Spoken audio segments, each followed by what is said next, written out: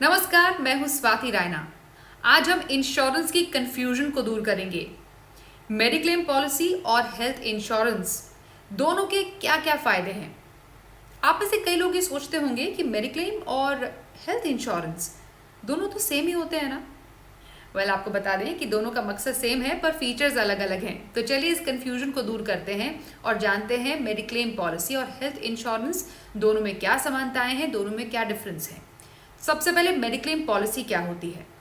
दरअसल मेडिक्लेम एक ऐसी पॉलिसी है जो सिर्फ आपके हॉस्पिटलाइजेशन खर्चे को कवर करती है और ये दो तरीकों से होता है। एक होता है कैशलेस तरीका, दूसरा रीइंबर्समेंट के जरिए। दोनों तरीकों को बारी बारी से समझते हैं। कैशलेस सेटलमेंट में अगर आप किसी कारण से अस्पताल में भर्ती होते हैं तो आपको इलाज के खर्च का बिल नहीं भरना पड़ता, मतलब कैशलेस। बिल का सेटलमेंट कैसे होता है? सीधे अस्पताल और इंश्योरेंस कंपनी के बीच, और इसमें बिलों का सेटलमेंट टीपीए यानी थर्ड पार्टी एडमिनिस्ट्रेटर के तहत हो जाता है। अब अस्पताल में भर्ती होते समय आपका जो मेडिक्लेम कार्ड है वो आपको अस्पताल में सबमिट करना होता है, जिसमें भर्ती होने के बाद की जो बिल सेटलमेंट की प्रक्रिया है वो कैशलेस तरीके से आसानी से पूरी हो पाए। अब ये कुछ बातें हैं जो आपको ध्यान में रखने की ज़रूरत है कैशलेस ट्रीटमेंट के टाइम पर। वो ये कि ऑफिस से जैसे आपको मेडिक्लेम पॉलिसी मिली है उसमें उन सभी अस्पतालों की सूची होती है जहां पर आप कैशलेस इलाज करा सकते हैं। इसलिए किसी भी अस्पताल में इलाज के लिए भर्ती होने से पहले आप ये पता करें कि क्या अस्पताल आपके मेडिक्लेम नेटवर्क अस्पतालों में शामिल है या नहीं है, और उसी अस्पताल में आप इलाज करा सकते हैं जिनका करार इंश्योरेंस कंपनी के साथ हुआ है।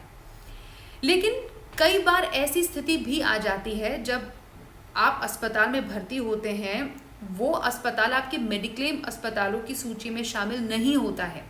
तो ऐसी स्थिति में क्या होता है?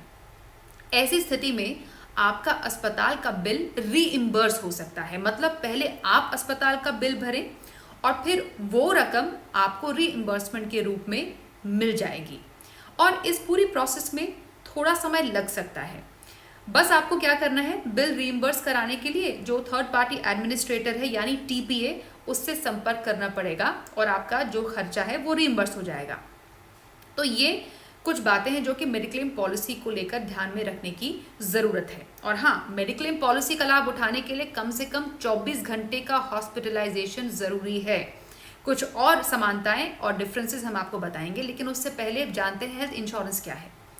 हेल्थ इंश्योरेंस दरअसल एक कॉम्प्रिहेंसिव हेल्थ प्लान है जो आपके हॉस्पिटलाइजेशन खर्चे को तो कवर करती ही है, इसके अलावा प्री हॉस्पिटलाइजेशन और पोस्ट हॉस्पिटलाइजेशन और एम्बुलेंस खर्च, इन तमाम खर्चों को कवर करती है। मतलब एक बहुत बड़ा सुरक्षा दायरा।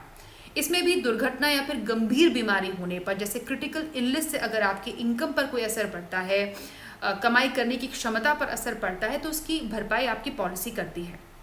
अब उदाहरण के तौर पर अगर किसी को गंभीर बीमारी होने का पता चलता है तो आपकी पॉलिसी बीमारी के पता होने पर आपको एक मुश्त रकम देती है, या फिर कोई सर्जरी हुई हो तो उसके खर्च पर भी एक लमसम अमाउंट आपको मिल जाता है। इसमें एक फीचर ये भी है कि प्रिवेंटिव हेल्थ चेकअप भी आपके हेल्थ इंश्योरेंस में, अगर आपने क्रिटिकल हेल्थ प्लान लिया है, इसमें शामिल होता है। दोनों में बेसिक अंतर क्या है? आप हेल्थ इंश्योरेंस पॉलिसी और मेडिक्लेम पॉलिसी। सबसे पहले मेडिक्लेम पॉलिसी, जैसा पहले हमने आपको बताया 24 घंटे का हॉस्पिटलाइजेशन ज़रूरी है, जबकि हेल्थ इंश्योरेंस में ऐसी कोई कंडीशन नहीं है। 24 घंटे अस्पताल में एडमिट होने की ज़रूरत नहीं है आपको, क्योंकि अगर आपका इलाज दिन का है, मतलब डे केयर प्रोसीजर है, तो भी आप अपने हेल्थ इंश्योरेंस का बेनिफिट ले सकते हैं, उसको क्लेम कर सकते हैं। दूसरा, आप मेडिक्लेम पॉलिसी में सम इंश्योर्ड खत्म होने तक मल्टीपल क्लेम कर सकते हैं। जैसे 5 लाख की मेडिक्लेम पॉलिसी आपके पास है, 2 लाख ही आपने क्लेम किए हैं, तो बाकी बचे 3 लाख को आप पॉलिसी अवधि में मल्टीपल बार क्लेम कर सकते हैं।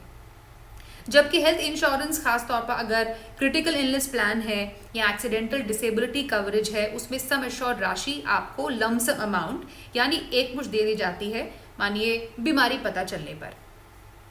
मेडिक्लेम पॉलिसी में आपने ध्यान दिया होगा, आप अपने साथ साथ अपने पति या फिर पत्नी को ऐड कर सकते हैं, अपने डिपेंडेंट बच्चों को ऐड कर सकते हैं, डिपेंडेंट माता पिता को भी ऐड कर सकते हैं, कई कंडीशंस में तो अपने इन लॉज को भी ऐड कर सकते हैं। दोनों में समानता यह है कि दोनों में ही इनकम टैक्स के सेक्शन 80D का आप बेनिफिट ले सकते हैं। अब सवाल ये कि आपको क्या लेना चाहिए। ये बात समझिए, आप नौकरी पेशा हैं तो मुमकिन है आपके पास ऑफिस से एक मेडिक्लेम पॉलिसी होगी, लेकिन ये सिर्फ आपके हॉस्पिटलाइजेशन खर्च को कवर करेगी और जब तक आप उस कंपनी में नौकरी कर रहे हैं तब तक ही ये मेडिक्लेम पॉलिसी आपके साथ है। नौकरी नहीं रही तो मेडिक्लेम पॉलिसी भी नहीं है। इसलिए हम हमेशा से एक अलग से कॉम्प्रिहेंसिव हेल्थ पॉलिसी की बात करते हैं जो कि आपके पास होनी चाहिए, जिसमें आपको एक क्रिटिकल इलनेस प्लान भी जोड़ना चाहिए। अब क्रिटिकल इलनेस प्लान क्यों ज़रूरी है, अलग से लेने के क्या फ़ायदे हैं, इसकी क्या बारीकियां हैं, इस पर हम डिटेल में अपने एक अगले वीडियो में बात करेंगे। लेकिन कितना हेल्थ इंश्योरेंस ज़रूरी है, इसके लिए आपका शहर, आपकी उम्र और आपके लाइफस्टाइल में किसी मेडिकल इमरजेंसी के खर्च को कवर करने की क्षमता हो, इतना हेल्थ इंश्योरेंस आपके पास होना ही होना चाहिए। पर हमेशा ये ध्यान रहे कि कोई भी पॉलिसी लेने से पहले आप कंपेयर करें, और ऑनलाइन आसानी से कंपेयर आप कर सकते हैं। जैसे पॉलिसी का प्रीमियम कंपेयर करें, उसके फीचर्स, क्लेम सेटलमेंट रेशियो कितना है वो आप कंपेयर कर सकते हैं। यहाँ तक कि ऑनलाइन पॉलिसी आसानी से खरीद भी सकते हैं। याद रखें, इंश्योरेंस, खासकर हेल्थ इंश्योरेंस को सिर्फ टैक्स बचाने का जरिया न समझें, ये मुश्किल समय का आपका साथी है। अपना ख्याल रखिएगा। नमस्कार।